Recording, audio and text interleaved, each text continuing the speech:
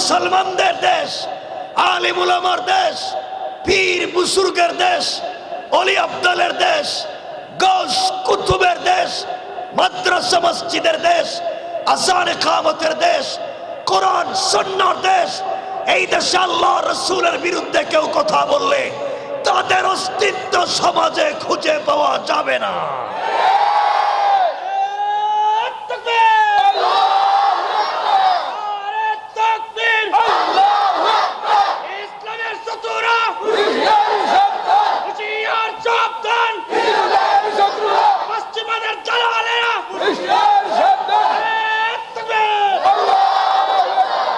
মনে রাখবেন মুসলমানেরা, যারা মনে করেছে ফু দিয়ে আওয়াজ করে নির্যাতন করে জমিন থেকে দ্বীনকে মুছে দিতে চায়, মনে রাখবেন রাসূলের দান্দান শহীদ হওয়া ইসলাম, রাসূলের মাথা থেকে রক্ত ঝরে পড়া ইসলাম, তায়েফের ময়দানে অজ্ঞান হয়ে যাওয়া ইসলাম, হযরতে হানজালার শহীদ হয়ে যাওয়া ইসলাম, হযরতে সুমাইয়ার লজ্জাস্থানে বর্ষা নিক্ষেপ করা ইসলাম, হযরতে হামজাকে টুকরা টুকরা করে কলিজা বের করে চিবিয়ে চিবিয়ে খাওয়া ইসলাম চাইলেই নিভিয়ে দেওয়া যাবে না। ঠিক কিনা বলে? এজন্য তোমাকে আমাকে দ্বীন শিখতে হবে, দ্বীনের চর্চা করতে হবে, দ্বীনকে বুঝে চলতে হবে। আমার বন্ধুগণ, এই সমাজে আজ যদি ওমরের মতো একজন শাসক হয়ে যেত, তাহলে এই যারা শয়তানি বদমাইশি করে জমিন থেকে দ্বীনকে মুছে দিতে চায়, এদের একটারও পায়জামা ঠিক থাকতো না। কথা বলেন না কেন? কারণ আর যাই হোক, শয়তান উমরে ভয় পাইতো। কথা বলেন না কেন?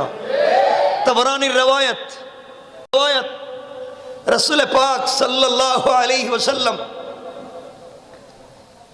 মসজিদে নববী থেকে বের হয়েছেন, কোথাও যাবেন, কিছু দূর যাওয়ার পরে দেখেন সামনে দিয়া শয়তান আসতেছে, শয়তান, অরিজিনাল শয়তান। নবীজি বললেন, শয়তান আয়, আজকে কারে ধোঁকা দিতে যাচ্ছিস, তোর সাথে একটু কথা বলি। নবীজিও যাচ্ছেন, শয়তান আসতেছে। কিছু দূর যাওয়ার পরে রাসূল দেখেন শয়তান রাস্তা ফালাইয়া জমিনে দিয়া পুইড়া উল্টা পথে দৌড়াইতেছে। চিন্তায় পড়লেন, শয়তান দৌড়াইতেছে কেরে? নবীজি ডাইন বামে দেখলেন কেউ নাই, শয়তান দৌড়ায় কেন? হঠাৎ পিছন দিকে তাকায় দেখেন হযরতে ওমর আসতেছেন। ওমর, সুবহানাল্লাহ। নবীজি বললেন, শয়তান এবার বুঝছি, আমার উমরে দেখছস, এখন আর রাস্তা ফালাইয়া দৌড়তেছে। সুবহানাল্লাহ। এজন্য আজও যদি এই জমিনে একজন ওমর জিন্দা হয়ে যায়, এই জমিনে যারা ইসলামের বিরোধিতা করে, কার অস্তিত্ব ঠিক থাকবে না। ঠিক কিনা বলে? এজন্য এই জমিনে একজন ওমরের দরকার। ওমর কে? ওমর তো এমন মহান ব্যক্তির নাম, মহান ব্যক্তিত্বের নাম। মদিনায় ভূমিকম্প হচ্ছে, হযরত ওমরে ফারুক নাঙ্গার তরবারি খুলে মদিনার জমির ভিতরে তরবারি ঢুকায় বলছেন, মদিনার মাটি, রাসূল পাক মদিনার মাটিতে শুয়ে আছেন, আর আমি ওমর এখন পর্যন্ত জিন্দা। তোমার লজ্জা হয় না কাঁপাকাঁপি করো? কসম রব্বে পাকের জাতের, কিয়ামত হবে, মক্কায় মদিনায় আর ভূমিকম্প হবে না। সুবহানাল্লাহ। তার নাম ওমর। ওমর তো ওই ব্যক্তির নাম, নদী পানি দেয় না, মানুষ তার নামে অনেক কিছু মানত করে নদীতে দেয়, এরপরে নদী পানি দিতে হয়। ঘটনার দিকে যাচ্ছি না। রাসূল পাকের সাহাবী ওমরের কাছে গভর্নর চিঠি লিখলেন, পানি পাচ্ছি না, নদী শুকিয়ে গিয়েছে, কি করা যায়? ওমর এই চিঠির উল্টা পিঠে লিখলেন, নিচে দিয়া লিখলেন, নদী তুমি যদি তোমার পক্ষ থেকে প্রবাহিত হও, এই পানির আমার কারো দরকার নাই, আর যদি আল্লাহর হুকুমে প্রবাহিত হও, আমি জিন্দা ওমর বলছি, আমার চিঠি নদীতে পাওয়া মাত্র পানি দিবা। সুবহানাল্লাহ। আল্লাহু আকবার বললেন না? অমর নদীর নামে সিটি দিয়েছে। চিঠি পৌঁছে গেছে মিশরে। গভর্নর বললেন সিটির ব্যাপার কি? নিচে লেখা আছে সিটিটা আপনারা নদীতে ছেড়ে দিবেন। পুরা দেশের মানুষকে পাগল তো বহুত দেখছি, সিটি তো লিখবো মানুষের নামে, সিটি লিখছে নদীর নামে। গভর্নর বললেন সবাই দাঁড়িয়ে আছে নদীর দুই পারে। গভর্নর চিঠিটা নিয়ে অমরের পক্ষ থেকে নদীতে ছেড়ে দিলেন। কসম রব্বে পাকের জাতের, নদীতে ছাড়তে দেরি হয়েছে, নদীতে জল এসে পানি এসে স্রোত তৈরি হতে দেরি হয় নাই। আল্লাহু আকবার বললেন না? তার নাম অমর। অমর তো ওই ব্যক্তির নাম। সারিয়া 600-700 কিলোমিটার দূরে, মাইল দূরে যুদ্ধ করে আর হযরতে ওমর মদিনার মসজিদ জুমাবার খুতবা দেয়। হঠাৎ খুতবার মধ্যখানে বলছে ইয়া সারিয়া আল জাবাল। সাহাবায়ে কেরাম বলেন ওমর চিল্লায় করে, সারিয়া তো কয়েক মাস আগে যুদ্ধে চলে গেছে, এখানে তো নাই সারিয়া। হযরতে ওমর চিৎকার করলেন। কয়েকদিন পরে হযরতে সারিয়া যুদ্ধের ময়দানে বিজয় অর্জন করে ইসলামের পতাকা উড়াইয়া হযরতে ওমরের দরবারে আসলেন। সাহাবায়ে কেরাম মুসলমানের জিজ্ঞাসা করলেন, ও সারিয়া বুঝলাম না, ওই দিন ওমর চিৎকার করলেন জুম্মায়, তুমি কোথায় ছিলা? হযরতে সারিয়া ডাক দিয়ে বলেন, মুসলমানেরা শোনো, ওই দিন জুমাবার ছিল আর আমরা যুদ্ধের ময়দানে ছিলাম। হঠাৎ করে কানে শুনলাম ওমর চিৎকার করে বলছেন ইয়া সারিয়া আল জাবাল। তোমাদের পিছন দিকে পাহাড়, পাহাড়ের পাদদেশ থেকে কাফেরেরা তোমাদের উপর আক্রমণ করার জন্য আসতেছে। ওমরের আওয়াজ শুনে পিছন দিকে তাকাইলাম, কাফের থেকে বেঁচে গেলাম। যুদ্ধের ময়দানে আন্দোলন করে যুদ্ধ করে আমরা বিজয় অর্জন করেছি। ওমরের একটা আওয়াজে আমাদের সব কিছুর পরিবর্তন হয়ে গিয়েছে। চিন্তায় পড়ে গেলেন মুসলমানেরা, ওমর 700-800 কিলোমিটার দূরে, এত দূর থেকে আওয়াজ গেল কেমনে? আল্লাহু আকবার বললেন না? ওমরের কথা আসছে বিদায় বলতেছি। ওমর কার নাম শোনেন? যে ওমরে মদের বোতলে হাত দিলে দুধ হয়ে যায়। কিতাবের নাম তারিখে ইবনে জারির তাবারি। খলিফাতুল মুসলিমিন আমিরুল মুমিনিন যখন খলিফা, কষ্ট হচ্ছে নি আপনাদের?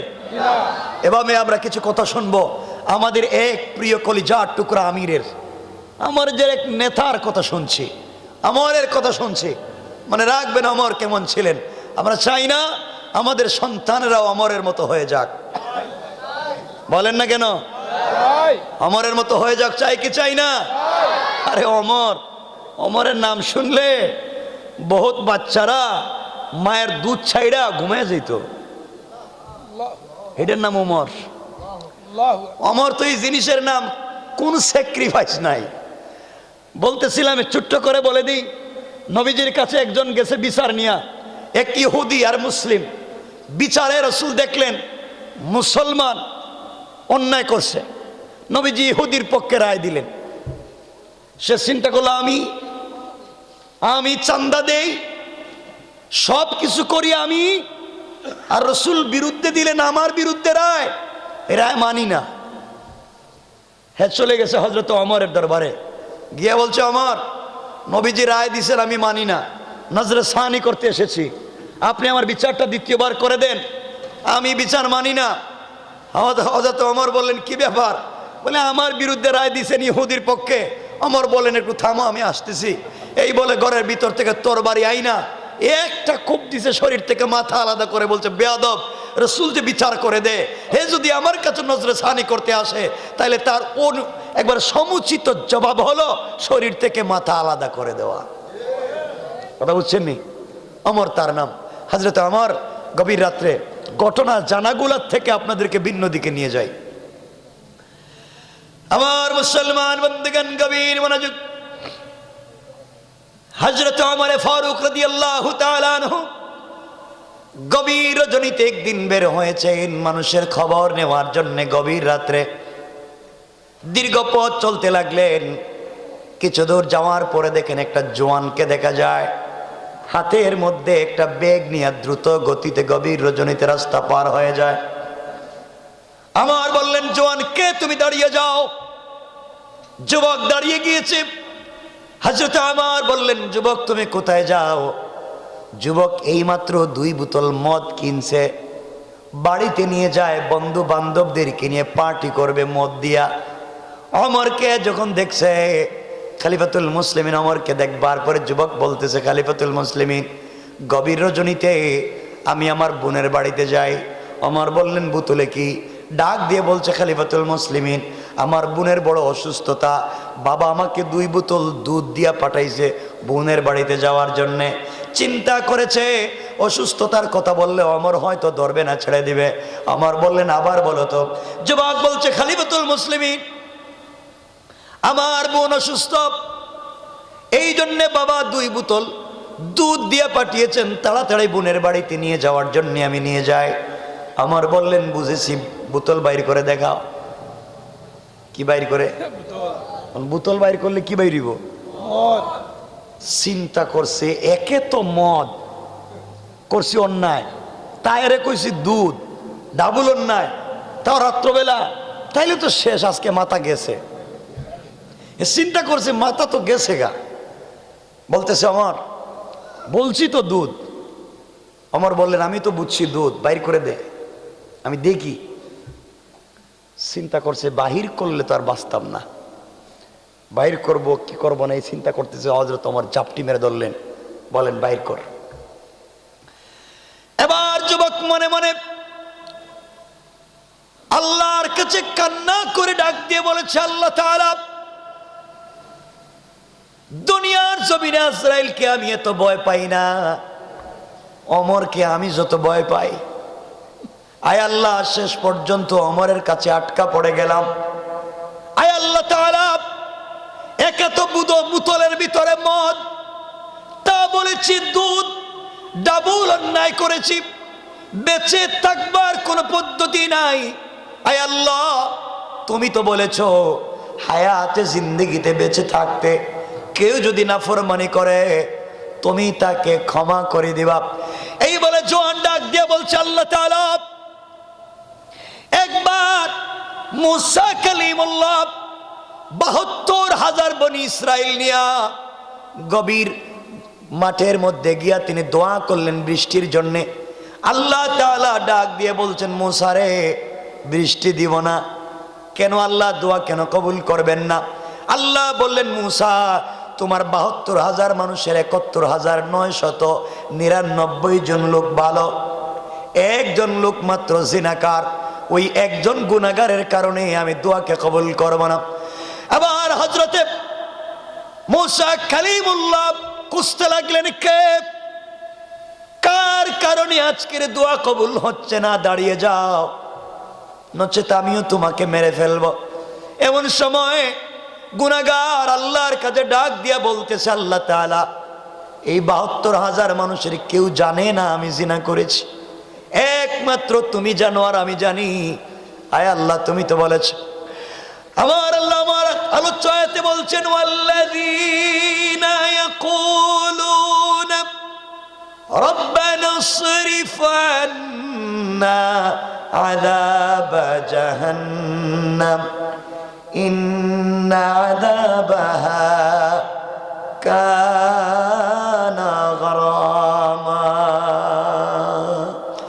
আমার আল্লাহ বলছেন, বান্দারে, হায়াতে জিন্দেগি বাকি থাকতে আমার দেওয়া কপাল আমার কুদরতির পায়ে লাগায়া, আমার দেওয়া চোখ থেকে পানি ছেড়ে দিয়া, আমার দেওয়া জবান দিয়ে আমাকে যদি আল্লাহ বলে ডাক দিতে পারো, সাকারাত শুরু হয়ে যাওয়ার আগে, গারগারা শুরু হয়ে যাওয়ার আগে, কবরে চলে যাওয়ার আগে, মালাকুল মউত আজরাইল পৌঁছে যাওয়ার আগে, আমার কোন বান্দা আমি আল্লাহর কাছে যদি তওবা করতে পারে, আর আমার বান্দার সাগর সাগর যদি গুনাহ হয়ে যায়, আসমান জমিনও যদি গুনাহে ভরে যায়, আমি আল্লাহ তাআলা আমার বান্দার গুনাহগুলোকে মাফ করে দেয়া জান্নাতি বলে ফয়সালা করে দিতে আমি আল্লাহর 1 মিনিটও দেরি হবে না। পড়েন সুবহানাল্লাহ। আল্লাহর বান্দা চিৎকার করে বলছে, আল্লাহ, একমাত্র তুমি জানো আর আমি জানি, জিনা করেছি আমি, কেউ জানে না। আয় আল্লাহ, হায়াতে জিন্দেগি বাকি, আমাকে মাফ করে দাও, কথা দিলাম আর জীবনে অন্যায় করব না, মরে গেলে তওবা কবুল করে নাও, আর বেঁচে গেলে হায়াত এমন এতটুকুন দাও যে আমার জিন্দেগিতে আর অন্যায় কাজে যাব না। কিছুক্ষণ পরে বৃষ্টি শুরু হয়ে গেল। মুসা বলছেন, আল্লাহ তাআলা আপনি বললেন বৃষ্টি দিবেন না, এখন থেকে বৃষ্টিতে সাইলাব হয়ে গিয়েছে। আল্লাহ বললেন, মুসা রে, যার কারণে এতক্ষণ পর্যন্ত দোয়া কবুল না করে বৃষ্টি বন্ধ করেছিলাম, তার কারণে দোয়া কবুল করে বৃষ্টি দিয়েছে। সুবহানাল্লাহ বললেন না? মুসা বলছেন, আল্লাহ বুঝি নাই। আল্লাহ বললেন, ও মুসা, এই বান্দাটা গুনাহগার ছিল, যার কারণে দোয়া বন্ধ করেছি, আর এই বান্দা কাউকে না জানায়া আমার কাছে যখন তওবা করেছে, আমি আল্লাহ খুশি হয়ে গিয়েছি। আর আমার বান্দার উপরে খুশি হইয়া আমি আল্লাহ তাআলা বৃষ্টির ব্যবস্থা করে দিলাম। পড়েন সুবহানাল্লাহ। ওমরের হাতে ধরা পড়া জওয়ান আল্লাহর কাছে ডাক দিয়ে বলেছে, আল্লাহ তাআলা অপরাধ করে ফেলেছি, অন্যায় করে ফেলেছি, বাঁচবার আর কোনো জায়গা নাই। আয় আল্লাহ, আজকে দিনে কেউ দেখতেছে না, একমাত্র তুমি ছাড়া ওমরের হাত থেকে কেউ বাঁচাবে না। আয় আল্লাহ, কথা দিলাম, ওয়াদা দিলাম, জীবনে যতদিন বাঁচবো আর কোনোদিন মদের গ্লাসে মুখ লাগাবো না। সুবহানাল্লাহ নাই? ওমরের সামনে পড়ে গিয়েছি, জিন্দগির সব ভুল স্বীকার করলাম, আর কোনোদিন মদের গ্লাসে ঠোঁট লাগাবো না। আজকে শুধু আমাকে ওমর থেকে বাঁচাইয়া দাও। এইভাবে কথা বলে যখন চোখ থেকে লোনা জল ছেড়ে দিয়েছে, আমার নাসুর বান্দা বললেন, জোয়ান দেরি করিস না, বের কর। যুবক চক্ষু বন্ধ করে বোতল বের করতেছে, কোনো কথা নাই, শরীর থেকে মাথা আলাদা। হযরত ওমর বোতল হাতে নিয়ে দেখেন, বোতলের ভিতরে গরম গরম 2 বোতল দুধ দেখা যায়। আল্লাহু আকবার বলেন। আমার বললেন, যুবক সত্য কথা বলেছ, ছেড়ে দিলাম, দেরি হয়ে গেছে, চলো আমি তোমারে নিয়ে জায়গা মতো পৌঁছায় দিই। হ্যাঁ, চিন্তা করি কি তারে ছিল মদ, হ্যাঁ দেখি কই দুধ, আমি তো কিছু বুঝলাম না। কই খালিফাতুল মুসলিমিন কি সমস্যা? কই দুধই তো গরম দেখতেছি। যুবক বুঝতে পেরেছে, কেউ না দেখলেও, কেউ না শুনলেও, কেউ না বুঝলেও রব তার দিলের কথা শুনেছেন। পায়ে পড়ে গিয়েছে, বলছে, আমার আসলে বোতলের ভিতরে ছিল মদ, আর আপনার ভয়ে আমার কিছুই ঠিক নাই, আল্লাহর কাছে তওবা করছি, আল্লাহ আমার তওবাকে কবুল করে মদকে দুধ বানাইয়া দিছেন। হযরত ওমর নাইমা বললেন, যার দুয়ায়, যার দোয়া আল্লাহ মদরে দুধ বানাইতে পারে, তুই আমার জন্য দোয়া কর। সুবহানাল্লাহ বললেন না? ওমর বললেন, তুই আমার জন্য একটু দোয়া কর। আল্লাহ কাকে দিয়া কখন কার জিন্দগির পরিবর্তন করে দিবেন কেউ জানে না। জানেন কে? ওমর কার নাম? ওমরের কত কথা বলতাম, এরা তো বলে দিছে, বলতে বলতে তো শেষ হয়ে যাব। ওমর রাত্রে কে কি স্বপ্নে দেখে, আবারও বলছে, রাত্রে কে কি স্বপ্নে দেখে ওমর সেটা জানে। সুবহানাল্লাহ। বিশ্বাস হয় না আপনাদের? আরে শোনেন, কলিজার টুকরা ওমরের কথা বলছি, রাত্রে কে কি স্বপ্নে দেখে ওমর সেটা কইতে পারে। বলে দিমু? বলবো?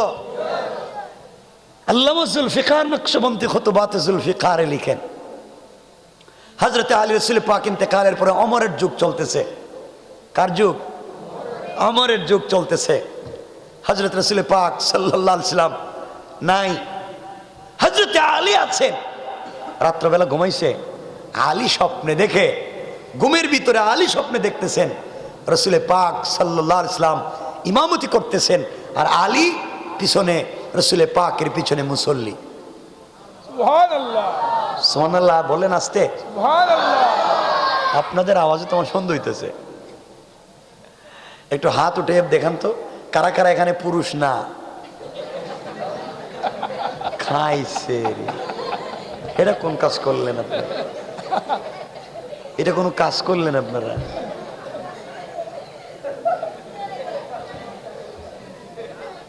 শোনেন, আপনাদের মনোযোগ আকর্ষণ করবার চেষ্টা করতেছি, গুমটুম থাকলে যেন চলে যায়। হাত উঠাইয়া দিলেন, তাহলে কি আপনারা হাফ লেডিস নাকি? তা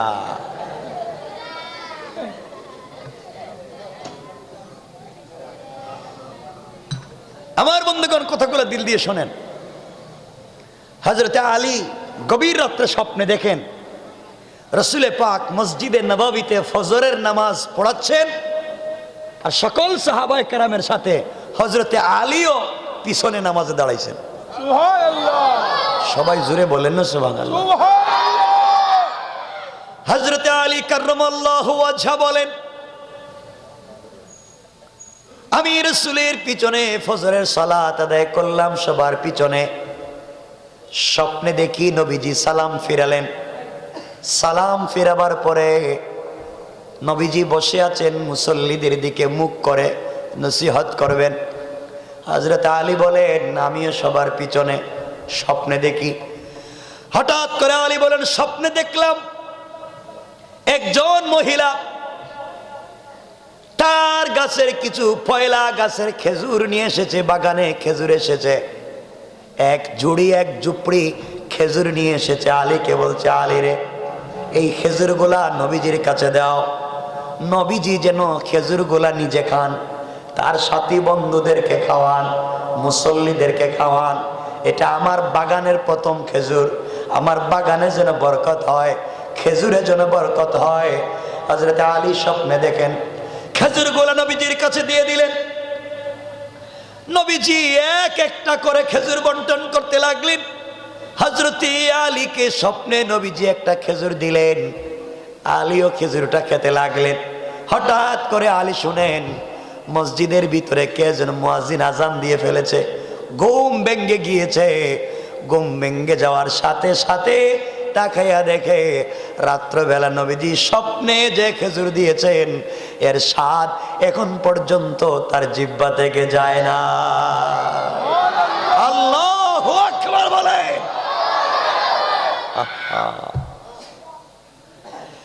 হযরত আলী তাড়াহুড়া করলেন, ওযু করলেন, দৌড়াইয়া দৌড়াইয়া মসজিদে নববীতে পৌঁছে গেলেন।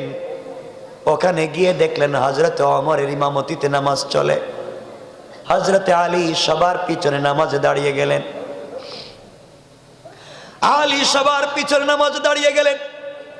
নামাজ শেষ হলো। হযরত ওমর সাহাবায়ে কেরামের দিকে তাকিয়ে বসলেন। হযরত আলীও বসেছেন। হঠাৎ করে আলী দেখেন একজন মহিলা কিছু খেজুর নিয়ে হাজির হয়ে গিয়েছে। আলীকে ডাক দিয়ে বলছে, আলী, এই খেজুরগুলা হযরত ওমরের কাছে নিয়ে যাও, ওমর তিনি খাবেন, তার সাথে বন্ধুদেরকে খাওয়াবেন, মুসল্লিদের মধ্যে বন্টন করে দেবেন। হযরত আলী খেজুরগুলা নিয়ে ওমরকে বলছেন, ভাই ওমর রে, একজন মহিলা তার প্রথম বাগানের খেজুর আপনাকে দিয়েছে, আপনি খাবেন, সাথী বন্ধুদেরকে খাওয়াবেন, সকল মুসল্লিদেরকে খাওয়াবেন। হযরত ওমর সবাইকে একটা একটা করে খেজুর বন্টন করতে লাগলেন। আলীকে নিজের হাতে একটা খেজুর দিলেন। আলী খেজুর মুখে দিয়া বললেন, ভাই ওমর রে, এত স্বাদের খেজুর জিন্দেগিতে আর পাই নাই, আমাকে কি আরেকটা খেজুর দেওয়া যায় না? হযরত ওমর দাঁড়িয়ে গেলেন আর বললেন, আলী রে, রাত্রবেলা নবীজি তোমাকে একটা খেজুর দিয়েছেন, আমি তোমাকে দিনের বেলা দুইটা খেজুর দিতে পারি না। সুবহানাল্লাহ, জোরে বলেন। আলী বলেন, এটা কোন কত হইল? স্বপ্ন দেখলাম আমি, কাউরে কই নাই, হেঁটে দিকে যাই না ফেলিস। আল্লাহু আকবার বললেন না? ওমর জানেন না রে, কোরআনের 12 থেকে 22টা আয়াত, কোরআনের 12 থেকে 22টা আয়াত সমস্যার সমাধান হযরত ওমরের কথার উপরে আল্লাহ নাজিল করেছেন। সুবহানাল্লাহ বলে। ওমর এমন এক হস্তির নাম, ওমর এমন একজনের নাম, আজকে সে ওমরকে আমরা চিনি না। শোনেন সে ওমর কে ছিলেন। আমার বন্ধুগণ, আমার কষ্ট হচ্ছে না তো আপনাদের? 12টা হয়ে যাচ্ছে, আমরা কষ্ট দিব না আপনাদেরকে বেশি। শুনেন না তো, সলুক কি তা? এটা কি রেলগাড়ি নাকি তা? আমি তো চালাইতেছি। শোনেন না, আমি বলতেছি তো। হযরতে আমর, আলী, ওসমান, হযরত আমরের জমানা যখন ছিল, কত ভালোবাসা তাদের মধ্যে ছিল। আমার বন্ধুগণ, নবীজি সাহাবায়ে কেরামদেরকে নিয়ে আনন্দ উল্লাস করতেন। সুবহানাল্লাহ বললেন না? আমর, আলী, আবু বকর, কয়জন হইছে? এই তিনজন যদি একসাথে হাঁটে, দুইজন নবীজির শ্বশুর, একজন মেয়ের জামাই, ঠিক না? তিনজন যদি একদিকে হাঁটে, ওমর এবং আবু বকর ছিলেন লম্বা, অনেক লম্বা, আর হযরতে আলী ছিলেন বাইটিয়া, মানে বেটো, বেঠে, বেটে ছিলেন। আপনারা কি তা কন? বাট্টি। এডি জায়গা মতো কইলেন, বাট্টি।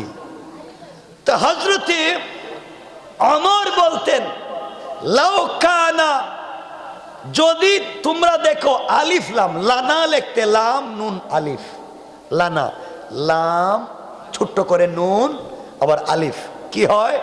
লানা।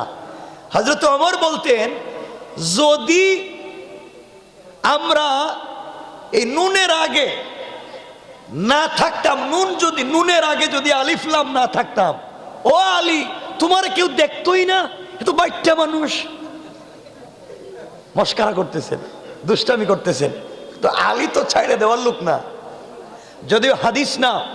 অনেকে বলছেন এটা হাদিস না, কেউ কেউ বলছেন হাদিস। নবীজি বলেছেন, আনা মাদিনাতুল ইলমে ওয়া আলিয়ুন বাবুহা, আমি হচ্ছি জ্ঞানের রাজ্য, আর এই রাজ্যে প্রবেশের দরওয়াজা হযরতে আলী। সুবহানাল্লাহ, জোরে বলেন, জোরে বলেন। তো আলী বলতেছেন, আমি বাইট্টা, তোমরা না থাকলে আমার কোনো অস্তিত্ব নাই। আচ্ছা, তিনি বলতেন, শোনো, যদি আমি নুন না থাকতাম আলিফ লামের মধ্যখানে, লানা লিখতে লাম নুন আলিফ, যদি আমি মধ্যখানে নুন না থাকতাম, ফালাইয়া দেও নুন, তাই লাম আলিফ জবর মানে কিতা নাই। তিনি বলতেন, যদি আমি মধ্যখানে না থাকতাম, তাহলে তোমরা দুইজনের অস্তিত্বই থাকতো না। সুবহানাল্লাহ বললেন না? কি মজার ছিল। আর মুস্কি মুস্কি হাসতেছেন। নবীজি বলেন, শোনো, তোমরা গল্প গুজব বাদ দাও, এবার আমার কিছু গল্প গুজব শোনো। সাহাবায়ে কেরাম বলেন, এখন আবার রসুল আবার কি আবার গল্প শুরু করবেন? নবীজি বললেন, ভাল লাগতেছে না, সবাই মিলেমিশে একটু আনন্দ উল্লাস করে কিছু খাই। দেখেন না, বন্ধু বান্ধব 4-5টা এক জায়গায় জমা হইলে মুড়ি ভর্তা করে না, করে না? আপনারা মনে খান না মনে হইতেছে, মুড়ি ভর্তা বা যে কোনো জিনিস করে ভাল লাগে। নবীজি বললেন, চলো আজকে আমরাও কিছু করি। তো সাহাবায়ে কেরামকে বলেন, কি করবেন? বলে, আমার কাছে কিছু নাই, যার কাছে যত খেজুর আছে আমারে দাও, আর আমি বন্টন করে তোমরা নিয়ে খাই। সুবহানাল্লাহ নাই? নবীজির ডাইন পাশে, বুঝেন, নবীজির ডাইন পাশে বসছেন হযরতে আলী, এরপরে আবু বকর, এখানে হযরতে ওসমান, এরপরে আমর, সকল সাহাবায়ে কেরাম বসছেন নবীজির নিয়ে কথাবার্তা বলতেছেন। সবাই রে নবীজি খেজুর দিচ্ছেন, খাও। নবীজি নিজের হাতে দিচ্ছেন। না, সুবহানাল্লাহ, এটা আগামী বছর কেমন? সবাই রে খেজুর দিচ্ছেন, সবাই খেজুর খাচ্ছেন। হঠাৎ করে খেজুর খাচ্ছেন, নবীজি কথা বলতেছেন, আলী উসমানও কথা বলতেছেন। নবীজি বলেন, খেজুর খাওয়া থামাও। সাহাবায়ে কেরাম বললেন, কি তারে ডাইক্কা এনে খাওয়াইতে বসাইল, এমন করলেন কেন? নবীজি বললেন, শোনো, লজ্জার কথা কেমনে বলতাম? সাহাবায়ে কেরাম বলেন, ইয়া রাসূলুল্লাহ, কি লজ্জা? আমি বসছি খাইতে তোমাদেরকে নিয়ে, কিন্তু আমার আশেপাশে এত বড় পেটুক আছে আমি জানতাম না। পেটুক, আপনারা কি কোন বেশি খায় যায় ডাইরে? পেটুক, এত বড় পেটুক বা খাদক এত খায়, এটা কিনা কইলেন? এমন খায়। সাহাবায়ে কেরাম তো চিন্তায় পড়ে গেলেন, লজ্জা, রসুল ফালাইয়া দিয়েছেন, শ্বশুর ও জামাইও, সাহাবায়ে কেরামও বসছেন, বন্ধু বান্ধব। নবীজি বললেন, এমন পেটুক তো দেখি নাই। নবীজি, সাহাবায়ে কেরাম বলছেন, হে রাসূলুল্লাহ, পেটুকটারে চিনবো কেমনে? নবীজি বললেন, যার সামনে যত বেশি খেজুরের বিচি আর খেজুরের দানা দেখবা, সে তত বড় পেটুক। সাহাবা একরাম বলেন খুঁজে দেখো কে। খুঁজতে খুঁজতে দেখা যায় আলীর সামনে বিসির একটা স্তূপ হয়ে গেছে। উমর কইলেন কইছিলাম তো বাচ্চারে, বাচ্চা যে এত খাইতে পারে তা তো জানতাম না। নবীজিরে নিয়ে বসছি, লজ্জা শরমের মাথা খাই, এতগুলা খাইলো কেমনে? আলী চিন্তা করে এমনি শ্বশুরের কাছে বসছি, তাও বেচারার ঘরে বড়ে থাক্কা বড় হইছি, আমি তো খাইলাম না, এতগুলো আইলো থেকে আর আমি তো খাই নাই।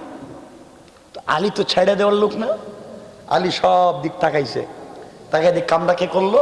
আলী দাঁড়াইছে, দাঁড়ায় ভাই সকল, আমি পেটু করে একটা কথা শুনো, আমি বাইকটা মানুষ বেশি খাই, আমার জিন্দিগিতে এত বেশি খাই না, কিন্তু আজকে কেন খাইলাম আমি বুঝতেছি না। কিন্তু তোমরা শোনো, আমি পেটু খেজুর খাইলেও খেজুরের দানা, খেজুরের বিচিগুলো রাখছি, কিন্তু এই মজলিসে আমার চাইতে আরো বড় পেটুক আছে।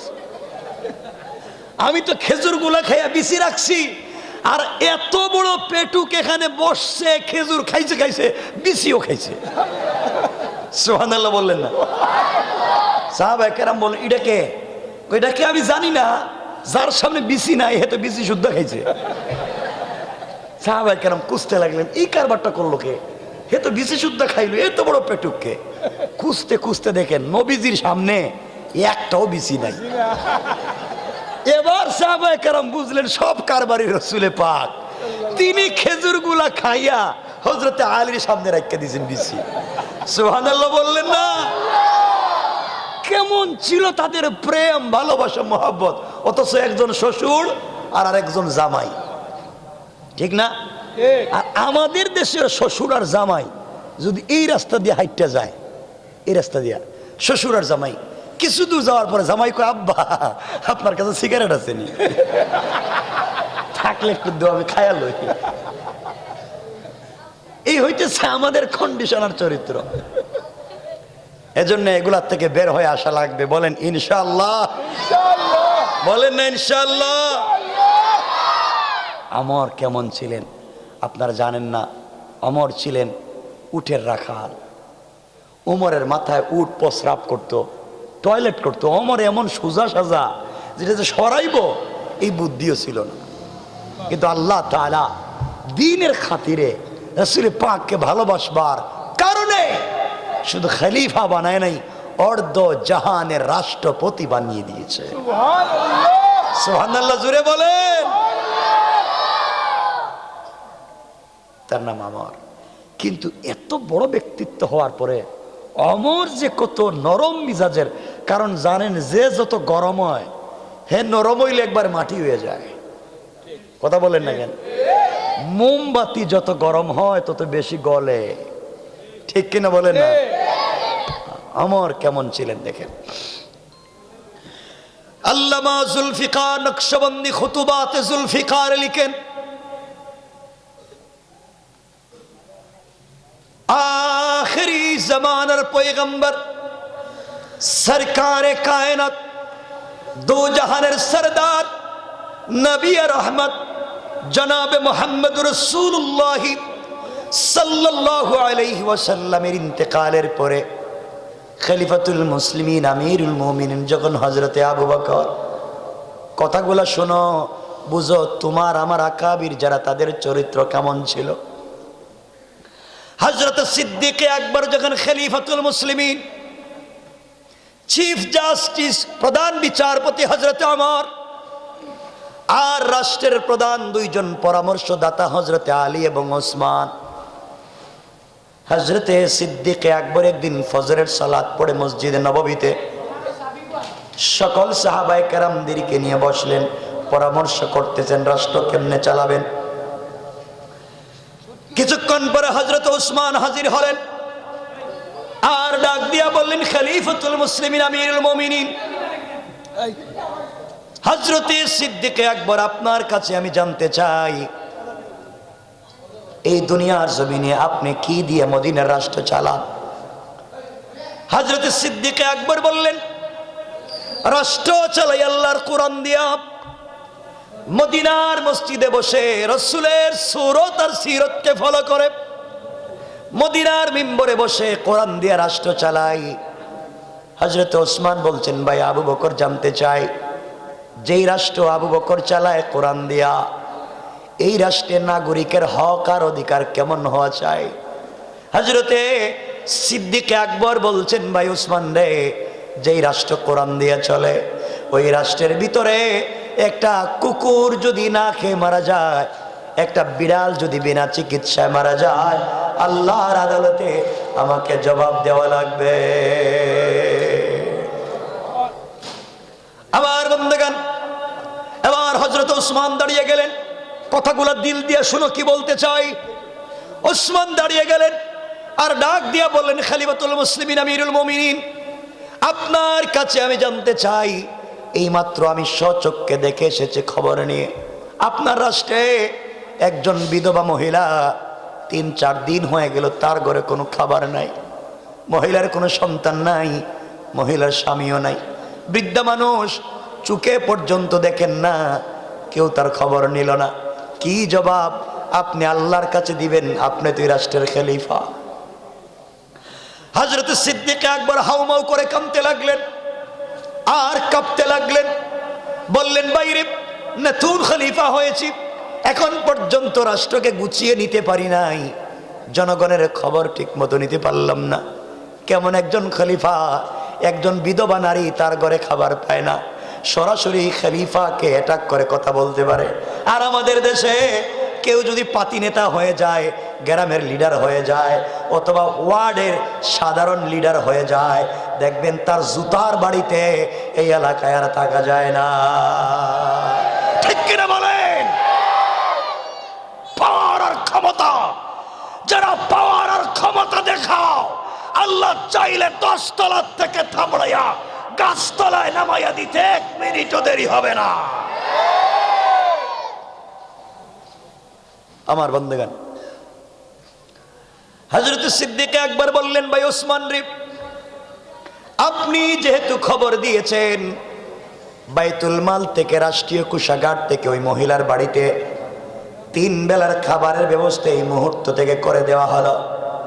ওসমান দাঁড়িয়ে বললেন, ভাই আবু বকর, আপনি খাবারের ব্যবস্থা করেছেন, ভালো কথা, আপত্তি নেই, কিন্তু এই মহিলার ঘরে রান্না করে কে দিবে? বৃদ্ধা মানুষ, চোখে দেখেন না, কে তাকে খাবার খাইয়ে দিবে? সিদ্দিক আকবর বললেন, রাষ্ট্রের মধ্যে তো কোনো গোলামে কোনার নাই যে আমি তাকে খিদমতে পাঠাবো, তার খিদমতে পাঠাবার মতো আমার কাছে কেউ নাই। ও মুসলমান, আবু বকরের কথা বলছি, যে আবু বকরকে রাসূল পাক জিন্দা থাকতে মসজিদের মুসল্লায় দাঁড় করিয়ে দিয়েছেন, নিজের চোখে দেখে গিয়েছেন, ওই সিদ্দিক আকবরের কথা বলছি। রাসূল পাক ইন্তেকালের সময় বলছিলেন, মদিনার মসজিদের সবগুলো দরজা বন্ধ করে দাও, শুধু আমার আবু বকরের ঘরের দিকের দরজা খুলে রেখে দাও। সিদ্দিক আকবর তো তার নাম, যিনি রাসূলের সফরে সকরে সব জায়গায় সাথে, কোন জায়গায় নবীজির সঙ্গে নাই? এই হযরতে আবু বকর সিদ্দিক রাদিয়াল্লাহু তাআলা আনহু কিং কর্তব্য বিমূঢ় মহিলার বাড়িতে খাদেম কোথায় পাবেন? চোখের পানি ছেড়ে দিয়ে বসে রয়েছেন মদিনার মসজিদে, পিন পতন নীরবতা, কেউ কোনো জবাব দেয় না। হঠাৎ করে আবু বকর তাকাইয়া দেখেন, এই রাষ্ট্রের প্রধান বিচারপতি, সুপ্রিম পাওয়ার, এই রাষ্ট্রের প্রধান চিফ জাস্টিস হযরত ওমর দাঁড়িয়ে গিয়েছেন আর চোখের পানি মুছে মুছে বলছেন, ভাই আবু বকর রে,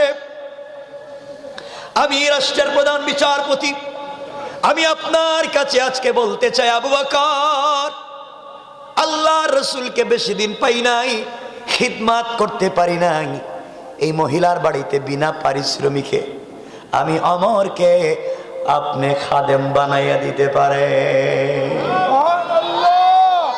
আমার মুসলমান বন্ধুগণ, সিদ্দিক আকবর বললেন, ভাই ওমর রে, তুমি রাষ্ট্রের প্রধান খলিফা, প্রধান বিচারপতি, চিফ জাস্টিস, রাষ্ট্রের অনেকগুলো দায়িত্ব তোমার কাছে, পুরো আইনি প্রক্রিয়া তোমাকে দেখা লাগবে, তুমি কেমনে মহিলার বাড়িতে খিদমত করবা? ওমর ডাক দিয়া বলেছেন, ভাই আবু বকর রে, আমি প্রতিদিন অফিসে যাওয়ার আগে সকালবেলা মহিলার বাড়িতে কাজ করে দেব এবং অফিস থেকে ফেরার সময় সন্ধ্যাবেলা কাজ করে দেব। হযরত সিদ্দিক আকবর বললেন, ভাই আমার, স্বেচ্ছায় তুমি দায়িত্ব নিয়েছো, ঠিক মতো যদি দায়িত্ব আদায় না করতে পারো, আমি আবু বকরের আদালতে তোমাকে জবাব দেওয়া লাগবে, কিয়ামতের দিনে আল্লাহর আদালতে জবাব দেওয়া লাগবে। আমি আবু বকর তোমার বিরুদ্ধে আল্লাহর আদালতে নালিশ করব। পরের দিন সকালবেলা ফজরের সালাত পড়ে নাস্তা সেরে হযরত ওমর, একটা রাষ্ট্রের প্রধান খলিফা সিদ্দিক আকবর, আর একটা রাষ্ট্রের প্রধান বিচারপতি হযরত ওমর আস্তে আস্তে করে এই দেশের একজন নাগরিক বৃদ্ধা মহিলার বাড়িতে বিনা পরিশ্রমীকে কাজ করে দেওয়ার জন্য চলে যায়। আস্তে আস্তে করে মহিলার বাড়ির দরজার সামনে পৌঁছে গেলেন। দরজার সামনে গিয়ে নক করে বলছেন, আম্মা জান, আমি আপনার বাড়ির নির্ধারিত খাদেম, আমি এসেছি, আপনি বলেন না কি করে দেওয়া লাগবে, রান্না করতে হবে কিনা, কাপড় ধুইয়ে দিতে হবে কিনা, ঘরটা মুছিয়ে দিতে হবে কিনা, আপনি আমাকে বলেন। কোরআন মানুষকে কেমনে পরিবর্তন করে। যেই মানুষের কাছে মাথা কাটা ডাল ভাত ছিল, টাকা দিলে সকাল বিকাল মাথা কেটে দিতে পারে, আবু জাহাল যাকে 100 উটের লোভ দেখাইয়া নবীজির মাথা কাটবার জন্য পাঠাইছিল, এমন একটা মানুষকে কোরআন কোন জায়গায় পৌঁছে দিয়েছে। আমার আল্লাহ কোরআনে কারীমের 13 নম্বর পারা 14 নম্বর সূরা ইব্রাহিমের প্রথম আয়াতে বলছেন, আলিফ লাম রা, কিতাবুন আনজালনাহু ইলাইকা লিতুখরিজান নাসা মিনাজ যুলুমাতি ইলান নূর। আল্লাহ বলে দিয়েছেন, কোরআন একটা ম্যাগনেটিক লাইট, কোরআন একটা চুম্বক। তোমরা যদি সিস্টেমে সমাজের কোন অন্ধকারে লাগিয়ে দিতে পারো রে, কোন জায়গায় অন্ধকার থাকবে না, আলোকিত করে দিবেন কে? এইটার নাম আল কোরআন। কেমন পরিবর্তন হয়ে গেলেন এই ওমর, কেমন পরিবর্তন হলেন আমার। মহিলার বাড়িতে গিয়ে বলছেন, আম্মা জান, আপনার বাড়িতে কি করতে হবে আমাকে বলেন। মহিলা ঘরের ভিতর থেকে জবাব দিচ্ছে, যুবককে তোমাকে চিনতে পারলাম না বাবা, কে তোমাকে চিনতে পারলাম না। ও যুবক, তুমি আসার প্রায় 3 ঘন্টা আগে আরেকজন যুবক এসে আমার ঘরের সবগুলা কাজ নিজের হাতে করে দিয়ে চলে গিয়েছে। আমার আশ্চর্য হয়ে গেলেন, এত বড় হৃদয়কার আমার দায়িত্ব আদায় করে দিয়ে চলে যায়। চিন্তা করলেন, আগামীকালকে ফজরের সালাতের সাথে সাথে চলে আসবো, নামাজটা পড়ে চলে আসবো, দেরি করব না।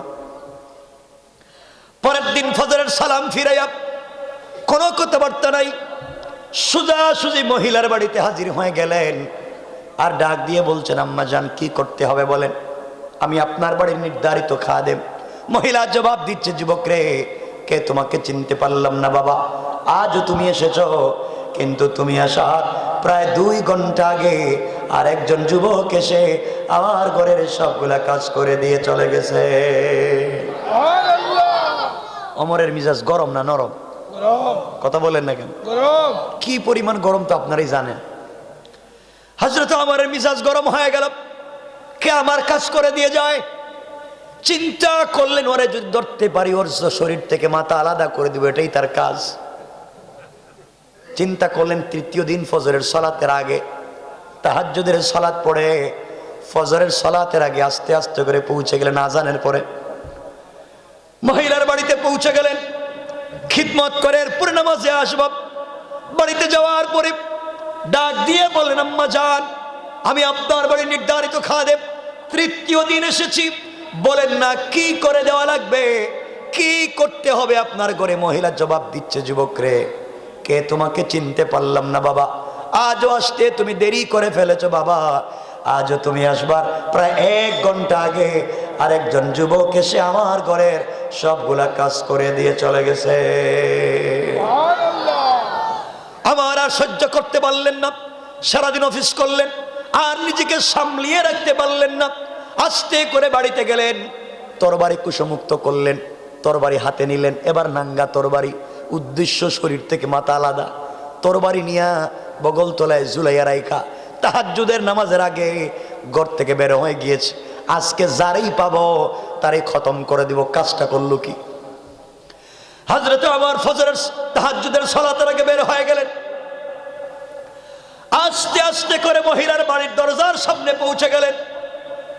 ওখানে যাওয়ার পরে দেখেন ঘরের ভিতরে মিটমিট করে আলো জ্বলে।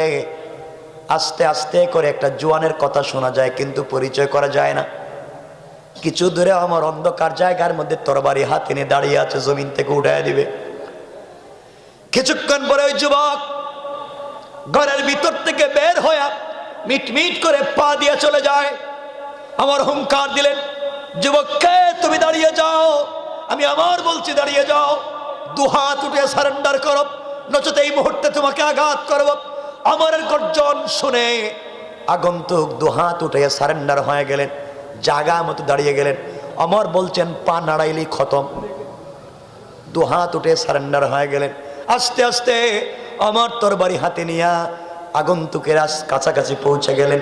একেবারে সামনাসামনি পৌঁছে যাওয়ার পরে আর নিজেকে সামলিয়ে রাখতে পারলেন না, হাতের তরবারি ফেলে দিলেন, হাউমাউ করে কাঁদতে লাগলেন, পাগলের মতো চিৎকার দিতে লাগলেন।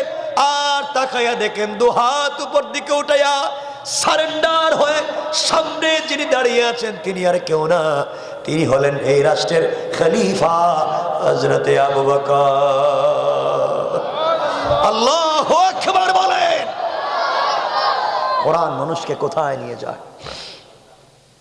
হযরত ওমর জড়িয়ে ধরলেন, হাউমাউ করে কাঁদতে লাগলেন, আর বললেন, ভাই আবু বকর, তুমি না আমাকে দায়িত্ব দিয়েছ, এই কাজগুলা করার দায়িত্ব তুমি আমাকে দিয়েছ, বলো না তুমি কেন এই কাজগুলা করে দিয়ে যাও। হযরত আবু বকর বলছেন, ভাই ওমর রে, আল্লাহ তাআলা আমাকে তোমার আগে খলিফা বানাইছে, এর অর্থ হলো তোমার আগে আমাকে আল্লাহর আদালতে হিসাব দেওয়া লাগবে। এই জন্য আমি জিন্দা থাকতে আমার রাষ্ট্রে একজন নাগরিক অসুস্থ থাকবে, কষ্ট করবে, আর আমি অন্যকে দিয়ে কাজ করাবো, আমার শরীরে শক্তি থাকবার পরে খবর নিলাম না আল্লাহর আদালতে কি জবাব দিব। এই চিন্তা, জবাবদিহিতার ভয়, পরকালীন জিন্দেগিতে আল্লাহর সামনে দাঁড়াবার ভয় যখন আমার ভিতরে ঢুকে যায়, বিছানার সঙ্গে পিঠ লাগাতে পারি না, আমি আস্তে আস্তে করে চলে আসি। হযরত ওমর ডাক দিয়া বলছেন, ভাই আবু বকর, আমি জানতে চাই তাহলে আপনার পায়ে জুতা নাই কেন?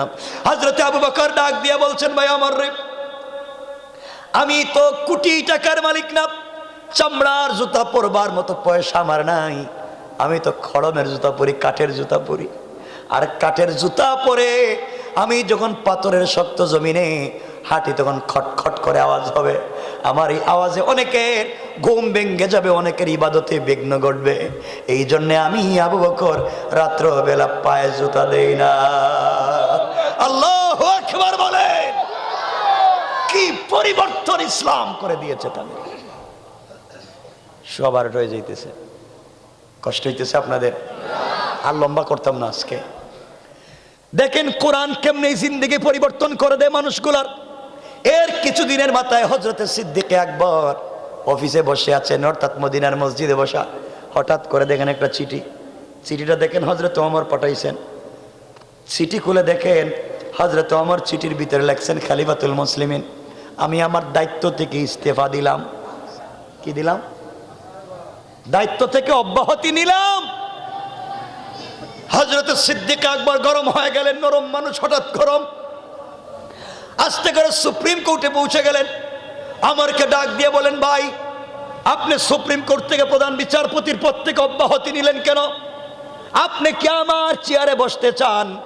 হযরত ওমর বলছেন, ভাই না না, মাআযাল্লাহ, আপনার চেয়ারে বসতে চাই না, সুপ্রিম কোর্টের চেয়ারেও বসতে চাই না। 1 বছরের উপরে হয়ে গেল আমি এই দেশের সুপ্রিম কোর্টের প্রধান বিচারপতি। 1 বছরের ভিতরে কেউ আমার কোর্টে একটা মারামারি নিয়া, হানাহানি নিয়া, জায়গা জমির বেজাল নিয়া, গালিগালাজ নিয়া কোনো একটা মামলা আমার কোর্ট পর্যন্ত আসে নাই। সুবহানাল্লাহ, জোরে বলেন না কেন? আল্লাহ, আমার কোর্টে কোনো মামলা নাই, শুধু শুধু অফিস কইলা আর সরকারি বেতন ভাতা খাইয়া আমার লাভ নাই, আমি এজন্য ইস্তেফা নিলাম। সিদ্দিক আকবর বলছেন, ভাই বুঝতে পেরেছি আপনি গরম মানুষ, তো আপনার ভয়ে কেউ আপনার কাছে আসে না, কারণ বিচার করার আগেই তো মাথা আলাদা করে দিবেন। আপনি কিছু কইলেই তো শরীর থেকে মাথা আলাদা, এই ভয়ে কি আপনার কাছে কেউ আইব? হযরত ওমর বলছেন, ভাই হয়তো সুপ্রিম কোর্টে কেউ আসে না, আপনি হাইকোর্ট জজ কোর্টের খবর নেন, ওখানে কেউ একটা বিচার নিয়ে গেছেন। হযরত সিদ্দিক আকবর এবার গোয়েন্দা লাগাইয়া দিলেন, দেখো তো আমার রাষ্ট্রের জজ কোর্ট হাইকোর্ট কোন জায়গায় কোনো বিচার আছে কিনা।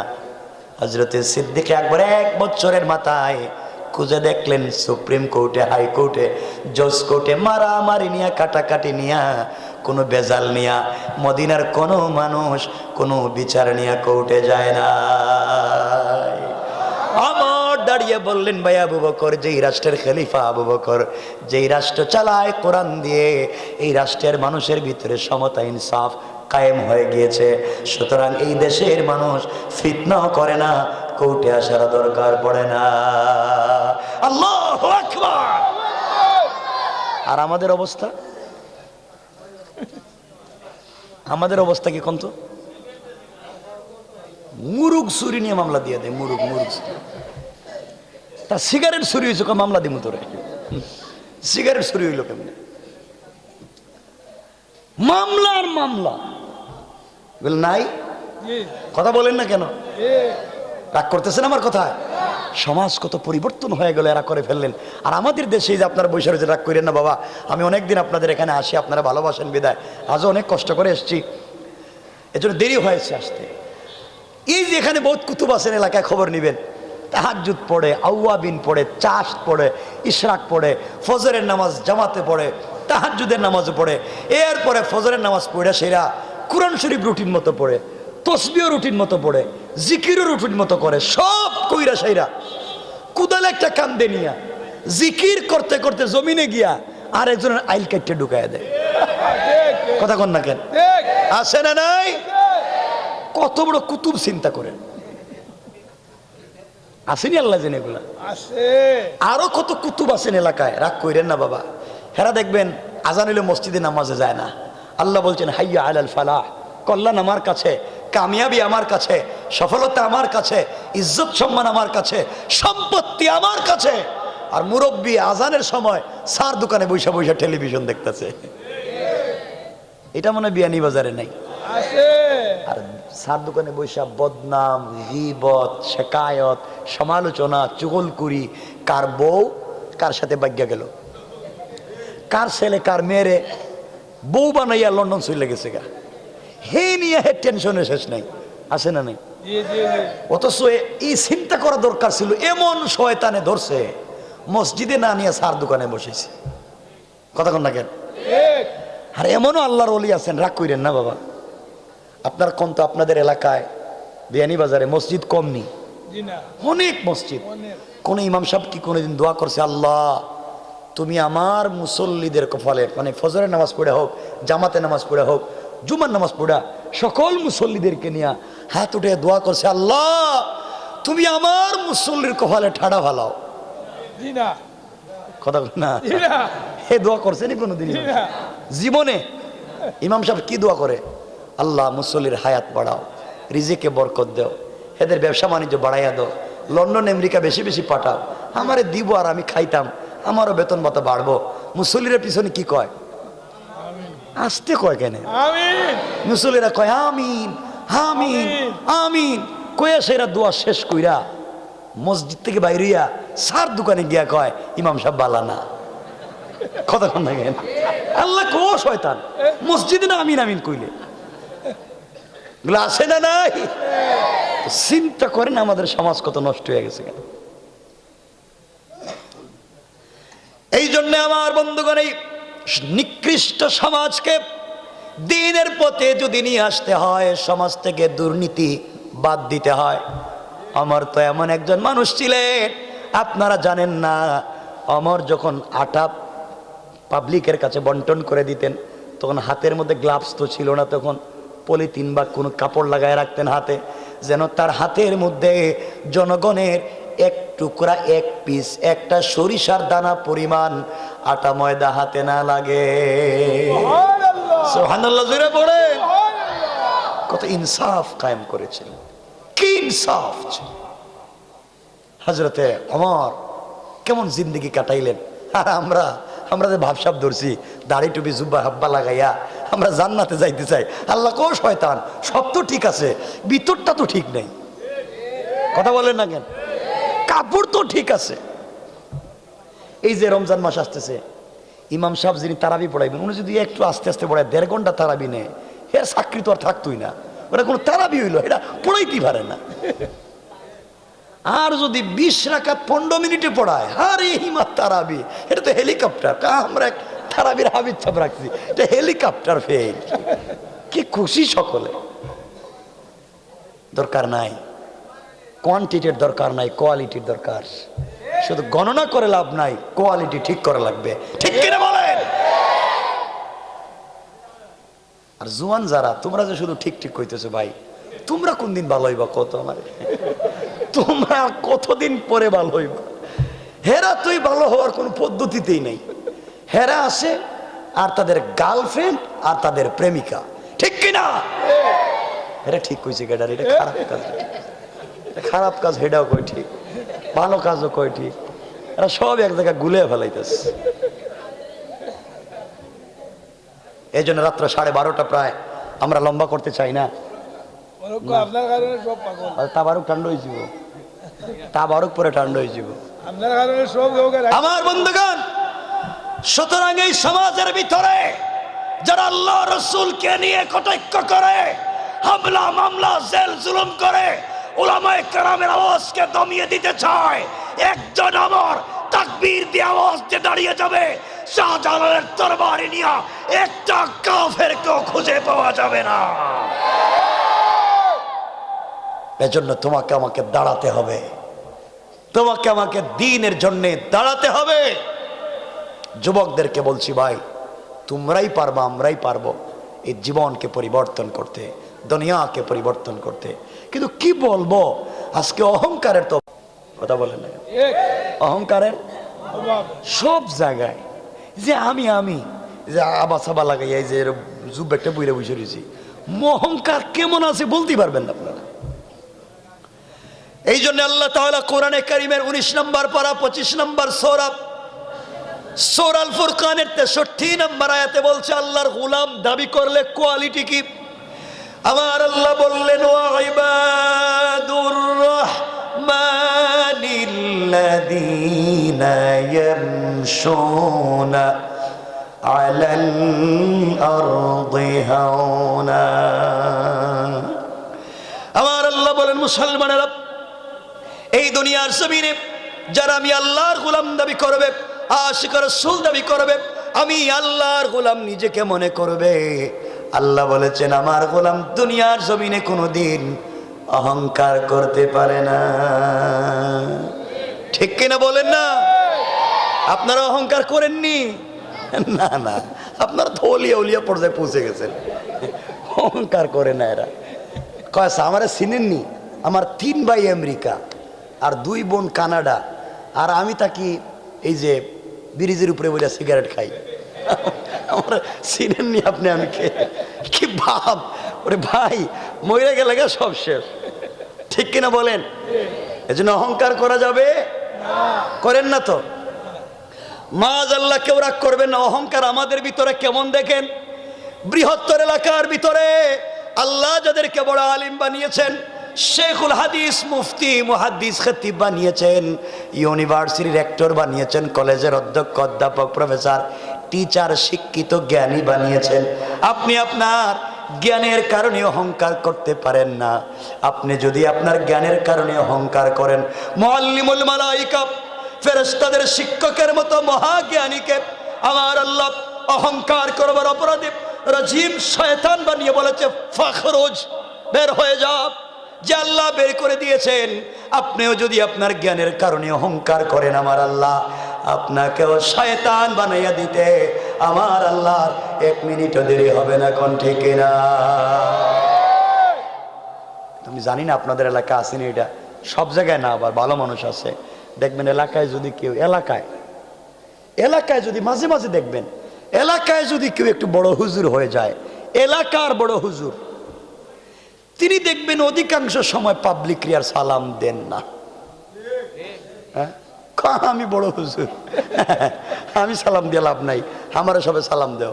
বড় হুজুরে সালাম দিবেন, জবাব দেয় না, মাথা নাড়ায়, এটা করে মাথা কাঁপতেছে।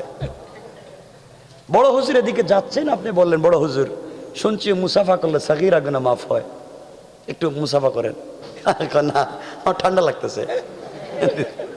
আর যদি খাদেম সাথে থাকে, আপনি তাড়াতাড়ি যান, সরেন সরেন, হুজুরে ডিস্টার্ব দিন না, সরেন। কিন্তু মুসাফার সময় যদি বড় হুজুরের হাতে একটু পাউন্ড, ডলার অথবা একটু কিছু দিতে পারেন, বুঝছেন নি, বড় হুজুরে একটু দিতে পারেন হাতে, থ্যাংক ইউ, ভেরি গুড। আবার আইসো, আর দিয়ার কোন দিন আইসো আমেরিকার থেকে, যাও দোয়া থাকলো, আরো দিও। কি দোয়া, কি দোয়া, এগুলো কি শুরু হইল? এই এলাকার ভিতরে আল্লাহ যাদেরকে টাকার মালিক বানিয়েছেন, সম্পদের মালিক বানিয়েছেন, গাড়ির মালিক, বাড়ির মালিক বানিয়েছেন, 2 মিনিট কান খাড়া করে শোনো। আল্লাহ যাদেরকে টাকার মালিক বানিয়ে দিয়েছেন, দিল দিয়ে কথাগুলা শোনো রে ভাই।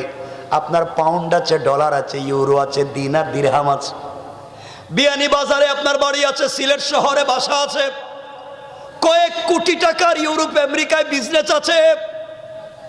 বাড়িতে এসেছো, কোটি টাকা দামের গাড়ি দৌড়াও, আপনার গাড়ি রেঞ্জ রোভার, আপনার গাড়ি সিআরবি, আপনার গাড়ি এক্সট্রে, আপনার গাড়ি হেরিয়ার, আপনার গাড়ি প্রাডু, কোটি টাকা দামের গাড়ি রাস্তায় দৌড়াও। আস্তে আস্তে করতে করতে খাসা শহীদ টিল্লা তোমার বাড়িতে আসতেছ। তোমার গাড়ি সিলেট শহর থেকে আসার সময় শেওলা ব্রিজের টুলে অথবা যে কোনো একটা জায়গায় জেমে আটকা পড়ে গিয়েছে। তুমি কোটি টাকা দামের গাড়ির ভিতরে বসা, এমন সময় একজন ভিক্ষুক ভিক্ষার বাঙ্গা থালা নিয়া গাড়ির গ্লাসের সামনে এসে বলছে, স্যার, আল্লাহ আপনাকে কোটি টাকার মালিক বানাইছে আর আমাকে রাস্তার ফকির বানাইয়া দিয়েছে।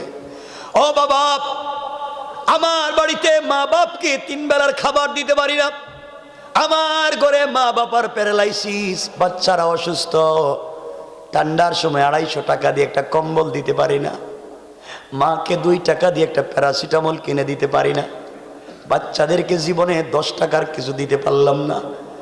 আমি আপনার কাছে লাখ টাকা চাই না, 1000 টাকা চাই না, 100 টাকা চাই না। আল্লাহ আপনাকে টাকা দিয়েছেন, কোটি টাকার গাড়িতে বসিয়েছেন, আপনি আমাকে 5টা টাকা দিয়ে যান। ও টাকাওয়ালা, দিলের কান লাগাইয়া শোনো, আপনি গাড়ির গ্লাস খুলে ফকিরকে 5 টাকা দিলেন না। আপনি মনে করেছেন গাড়ির গ্লাস খুললে আমার সোসাইটিতে ধরবে, গরিবকে 5 টাকা দিলে আমার কোয়ালিটি নষ্ট হয়ে যাবে, ভাব ধরা নষ্ট হবে। গাড়ির গ্লাস খুললে ময়লা ঢুকে যাবে, দুর্গন্ধ ঢুকে যাবে, ধুলোবালি ঢুকে যাবে। এই জন্য আপনি দিলেন না 5টা টাকা, আপনি চলে আসলেন। অথচ যে আল্লাহ আপনাকে কোটি টাকার মালিক বানিয়েছে, ওই আল্লাহ ভিক্ষুককে ভিক্ষার ভাঙ্গা থালা ধরাইয়া রাস্তায় দাঁড় করিয়ে দিয়েছে। ও ভাই, অথচ আপনি বন্ধু বান্ধবদেরকে নিয়ে শহরে যখন KFC-তে বসেন, চাইনিজ রেস্তোরাঁয় বসেন, আড্ডা মারেন, নাস্তা করেন, 2-4-5 হাজার টাকা বিল তুলেন, অর্ধেক খাবার খেয়ে অর্ধেক খাবার ফেলে দেন।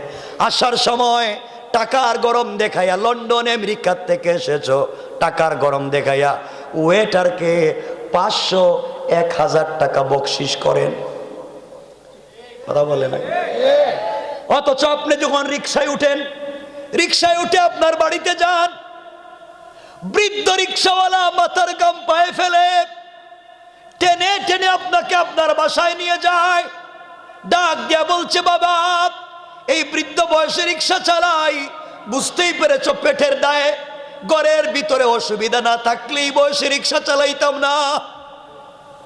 বাবা, আল্লাহ তোমাকে টাকার মালিক বানিয়েছে, তোমার কাছে বেশি কিছু চাই না, ভাড়াটা দেওয়ার সময় অতিরিক্ত 5টা টাকা আমাকে বকশিস দিও।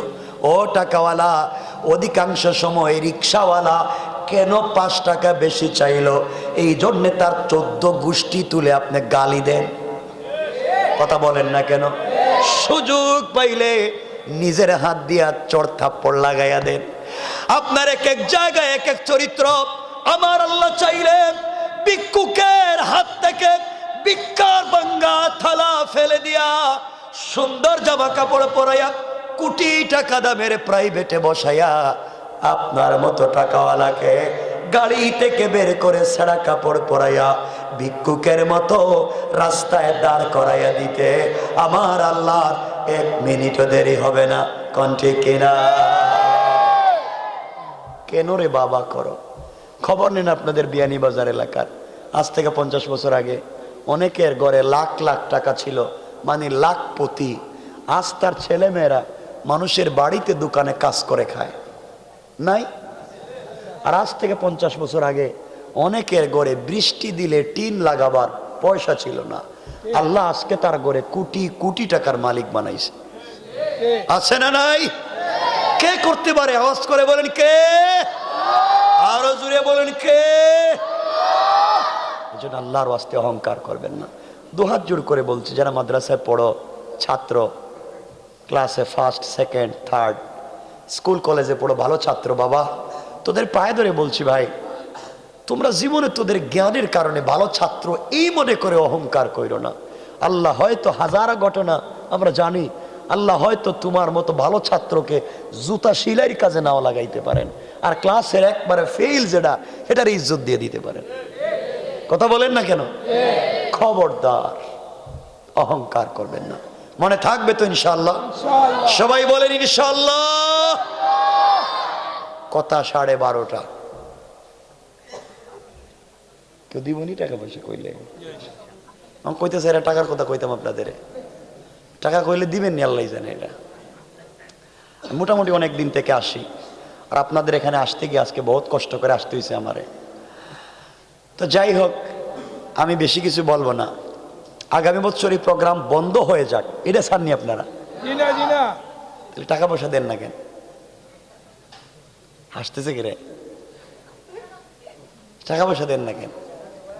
একজন ভাই হাত উঠান, উঠে বলেন হুজুর কত কইতাম? 5,000 10,000 করলে দিব নি? কেউ দিত না। একজন ভাই কন্যা